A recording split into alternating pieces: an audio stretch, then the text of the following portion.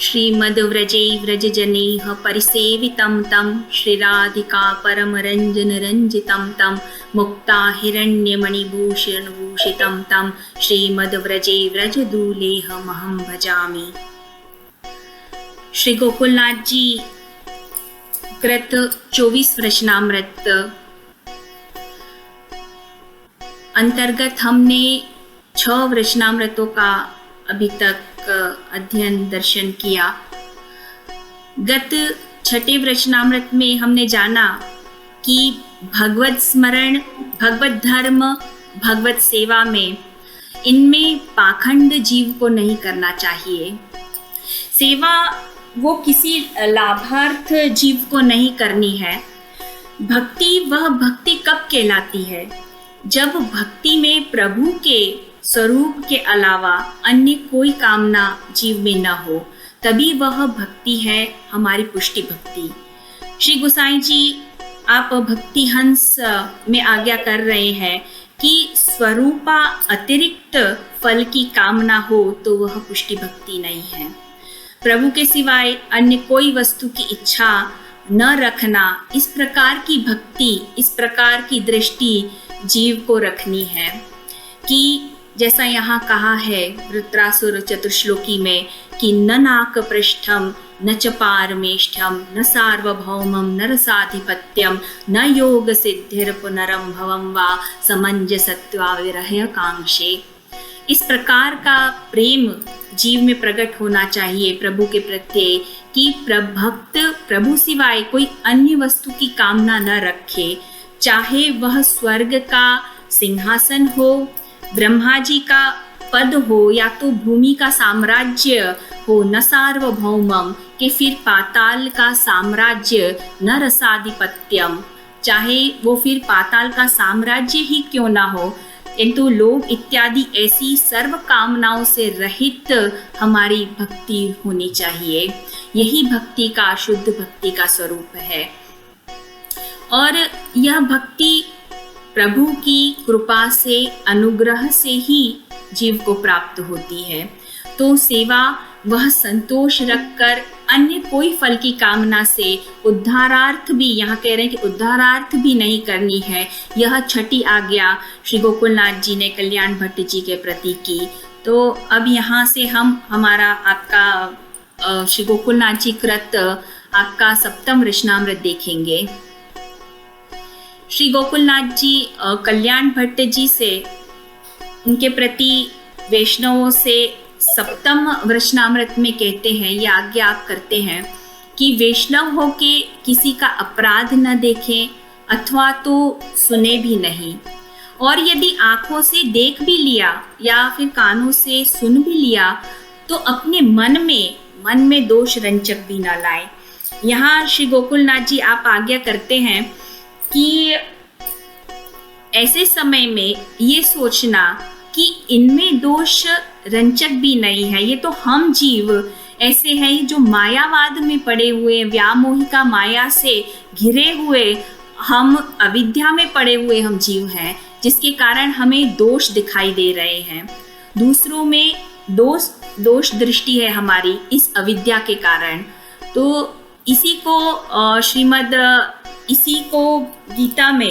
गीता में शमः कहा गया है, जिसका अर्थ है मनुष्य को अपने मन का निरर्थक विचारों से निग्रह करना। यही शम कहा गया है गीता में।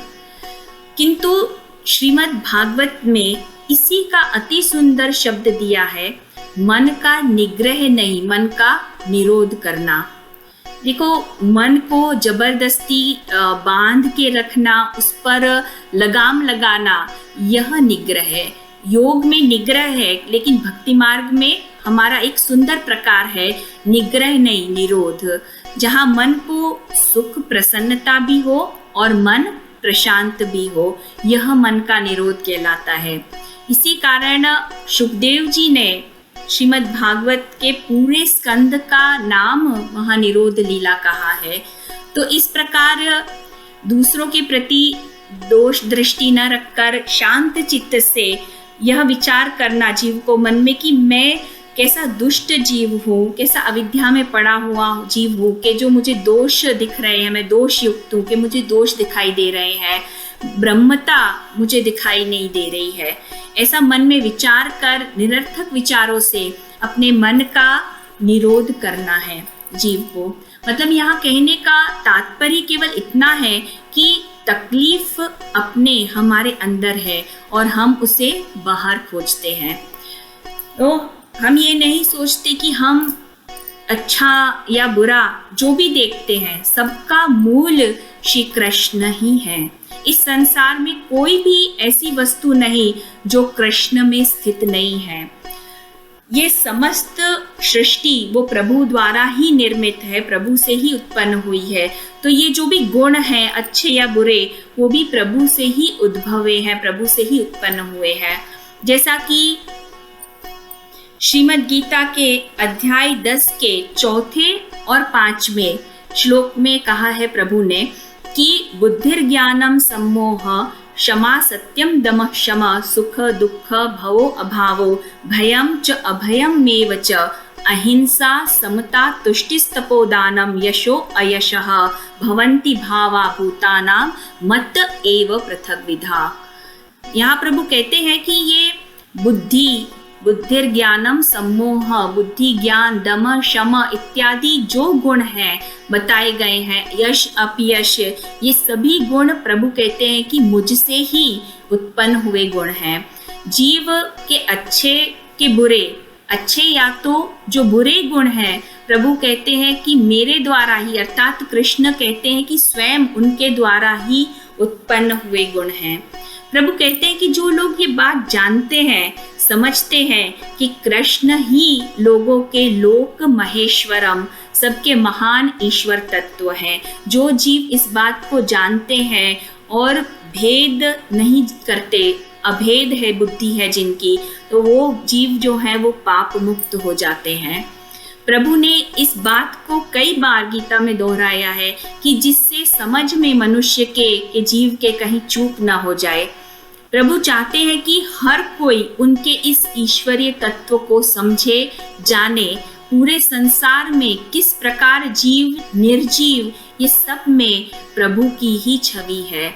इसलिए हम जो भी करें, सुने देखे सुने, हर वस्तु को सतर्कता पूर्वक ग्रहण करनी चाहिए, सतर्कता पूर्वक उसे ग्रहण करें। जीव को लालच, ईर्ष्या, अन्य के प्रति दोष का विचार, ऐसे व्यर्थ विचारों में अपना जो मूल्यवान जो समय है वह सारा समय उसे खर्च नहीं करना चाहिए। जिसको हम ऐसे समझ सकते गुजराती में कि બધો જ समय આપણો જે છે એ આવા વિચારોમાં આપણને વેડફવો ન જોઈએ। तो ऐसा करना, यहाँ कह रहे हैं जो ऐसा करते हैं तो क्या है उससे कि विचार करने की शक्ति का वह दुरुपयोग है। मन का, हमारे विचारों का उपयोग कैसा हो, तो गीता में, श्रीमद् गीता में कहते हैं कि लोगों की मूलभूत आवश्यकताओं को जानने में हमारे मन का, हमारे विचार करने की शक्ति का उपयोग करना चाहिए। देखो यहाँ श्रीमद् गीता में कहा है कि जो अच्छे बुरे, बुद्धिर्ज्ञानम सम्मोह क्षमा सत्यम दम शम यशो अपयशो, कि ये जो सारे गुण हैं, बुद्धि ज्ञान क्षमा दम शम यश अपयश, ये सर्व गुण समग्र ब्रह्मांड में रहे हुए जो मानव समाज है और जो देव के समाज है उनमें भी ये प्रकट होते गुण हैं। ये गुण वहाँ भी होते हैं, अन्य ग्रहों पर भी विभिन्न प्रकार के मानव बसते हैं। ऐसा गीता में बताते हैं कि जो अन्य ग्रह है उन पर भी विभिन्न प्रकार के मानव बसते हैं, तो वहाँ भी ये सब गुण जो है वो प्रकट होते हैं। तो गीता में कहते हैं कि प्रभु से सर्वगुण उत्पन्न प्रभु से होते हैं, प्रभु सर्वगुण उत्पन्न करते हैं, परंतु मनुष्य अपने अंदर स्वयं ही इनका विकास करता है। गुण अवश्य होते हैं किंतु इनका विकास जो है वो मनुष्य स्वयं ही करता है। ये उद्भवते प्रभु से हैं, अवश्य ही उद्भवे प्रभु से हैं, किंतु इनका विकास अपने अंदर जो है वो मनुष्य स्वयं करता है, अच्छे या बुरे गुणों का। यदि जीव अच्छे कार्य, मन का बुरे विचारों से निरोध करे, प्रभु की सेवा भक्ति में परायण रहे, तो प्रभु की योजना अनुसार वह सर्व सद्गुणों का विकास करता है, जिससे यहाँ श्रीमद् गीता में इस प्रकार कह रहे हैं कि सुरिन मित्रारुदासीन मध्यस्थ द्वेषय बंधुषु साधुष्वपि च पापेषु समबुद्धिर्य विशिष्यते। यहाँ 6 अध्याय के 9वें श्लोक में प्रभु कहते हैं कि जो मनुष्य सुहृद है, जो मन से सबका, अर्थात कि जो मन से सबका भला चाहता है, सबका मित्र है, अपने दुश्मन शत्रु का भी जो भला चाहता है, यानी जो हमारा बुरा चाहने वाले हैं उनका भी जो अच्छा चाहता है, तब वह मानवीय जो है वो मानवीय में अधिक उन्नत मानव में आता है। अच्छे या बुरे ऐसे लोगों में भेद करना प्रायः हम सबकी आदत होती है, लेकिन एक बात विचार करके देखें कि क्या सबको जज करने में हम सक्षम हैं? नहीं। इसीलिए जो धीर योगी उत्तम मानवीय है वह किसी को जज नहीं करता है। जो धीर मनुष्य है, उत्तम मानवीय है, वो किसी को जज नहीं करते हैं। तो यहाँ श्री गोकुलनाथ जी आप कहते हैं कि दोष अपराध दिख भी जाए या सुन भी लिए हो तो मन में न लाए, मन को हमारे खराब न करे, मन को हमारे खराब न होने दे। अब यहाँ एक प्रश्न उपस्थित होता है, एक प्रश्न यहाँ आता है कि जो दोष अपराध हम न देखें, हमें नहीं दिखे, तो सन्मार्ग पर चलने की हमें कैसे खबर पड़ेगी कि हम सन्मार्ग पर चलने की हमें किस प्रकार से खबर होगी, क्या करना क्या नहीं करना, ये कैसे ज्ञान होगा? तो उसके लिए कहा गया है शास्त्र आज्ञा। तस्मात् शास्त्रम प्रमाणन्ते कार्य कार्य व्यवस्थितो ज्ञात्वा शास्त्र विधानोक्तम कर्म कर्तुम इह हर असि। तो यहाँ कह रहे हैं कि मनुष्य को शास्त्र नियमों द्वारा समझना चाहिए कि क्या कर्तव्य है और क्या कर्तव्य नहीं है। ये नियम और नियंत्रण जानकर जीव को इस प्रकार कर्म करने चाहिए जिससे वह उत्तरोत्तर उन्नति प्राप्त कर सके, उत्तरोत्तर वह उन्नति की ओर बढ़ सके। शास्त्रों का अनुसरण कहा गया है, किस लिए? क्योंकि शास्त्रों में ये 4 मुख्य दोष नहीं होते हैं जो हम बद्ध जीवों में होते हैं।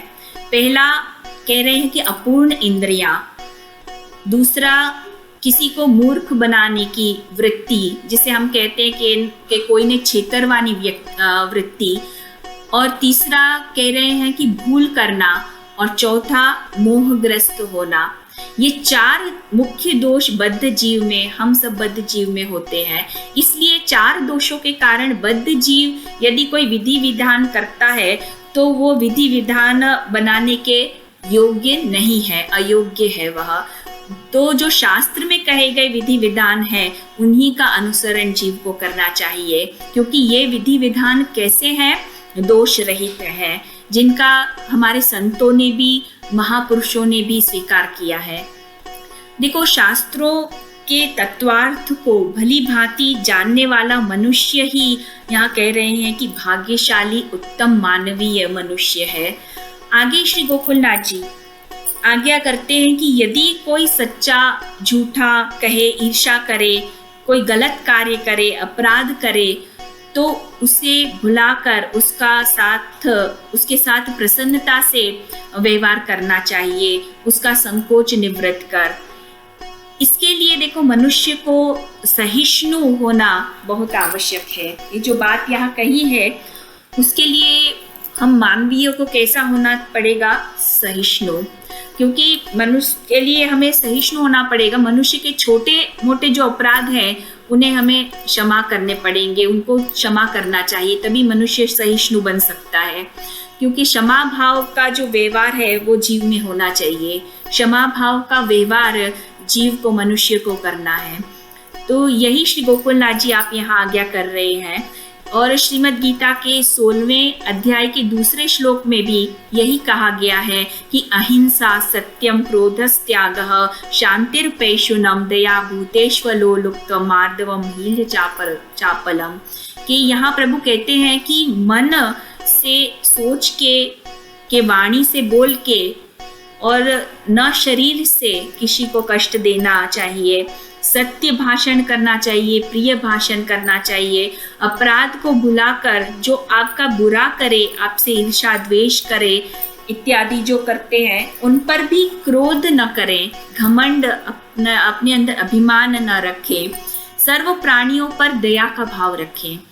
इसे ही देवी संपदा के लक्षण माने गए हैं। शास्त्र में इन्हें देवी और असुरी दो प्रकार के लक्षण होते हैं, तो इन्हें देवी संपदा से युक्त लक्षण माने गए हैं। तेजो क्षमा धृतिक शौचम, ये जो देवी संपदा से संयुक्त लोग हैं उनके लक्षण हैं। तेज, क्षमा, धृति अर्थात की धैर्य, शौचम अर्थात की जो शुद्धि है, यहाँ वायु शुद्धि के बारे में कहे हैं कि शुद्धि यानी अच्छे संस्कार, घमंड का ना होना, नाती मानीता मतलब कि मान घमंड का ना होना, यह सब देवी संपदा से युक्त लोगों के लक्षण है। और हमारे महाप्रभु श्री वल्लभाचार्य जी भी इन्हीं देवी संपदा से युक्त जो जीव हैं, देवी जीव, उन्हीं के उद्धारार्थ आपका प्रागट्य है। तो ऐसे गुण हैं, तेज इत्यादि, ये ऐसे गुण हैं जिनके प्रभाव में आकर यहाँ कहते हैं गीता में कि बुरे लोग भी जो है वो अच्छे कार्य करने लगते हैं।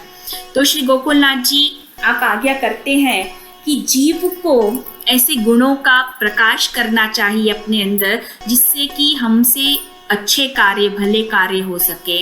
इसी प्रकार से चले तो आप आज्ञा करते कि प्रभु कृपा करके अपनी भक्ति का दान हमें करते हैं, जैसा कि यहाँ गीता में भी प्रभु ने अर्जुन को किया।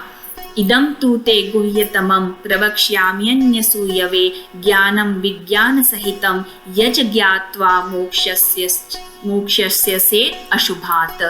कि यहाँ प्रभु ने अर्जुन को, उस अर्जुन को, वह अर्जुन जिसमें दोष नहीं है, ईर्ष्या नहीं है, जो दोष रहित है, उसे प्रभु ने अपने परम गोपनीय ज्ञान को प्रभु ने दिया, विज्ञान सहित ज्ञान दिया। यहाँ विज्ञान सहित का अर्थ है ज्ञान को उसकी विशेषता के साथ बताना। तो प्रभु ने ऐसा उसे यह परम गुह्यतमम ज्ञान प्रभु ने अर्जुन को दिया, जिससे जानने के बाद वह अर्जुन जो है वह इस दुख रूपी संसार से मुक्त हो जाए। देखो, जो कर्म हमें मुक्ति, मोक्ष की ओर ले जाए उन्हें उत्तम कर्म कहा गया है, और जो कर्म आपको दुनियादारी में और फंसाए वह उत्तम नहीं है। ये सुनने में हमें बहुत दुख की बात लगती है, तकलीफ भी होती है समझने में, किंतु सही है कि हमारी ज़्यादातर कर्म हमें दुनिया के पचड़ों में और ज़्यादा फंसाते हैं। ज़्यादा लाभ, ज़्यादा मोह, ज़्यादा द्वेष, ज़्यादा ईर्ष्या, इन्हीं सब में हम लगे रहते हैं। जीवन में हमारे कार्य कैसे होने चाहिए, ऐसे हो जिससे कि प्रभु प्रसन्न हो, जिससे प्रभु को प्रसन्नता हो।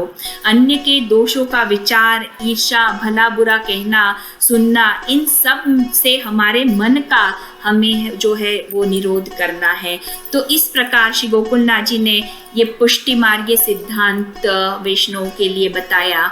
यहाँ आपका सप्तम रचनामृत संपूर्ण होता है। इति श्री सप्तम रचनामृत संपूर्ण। बोलो श्री गिरिराज धरण की जय, श्याम सुंदर श्री अम्नी महारानी की जय, श्री वल्लभाधीश की जय, श्री गोसाई जी परम दयाल की जय।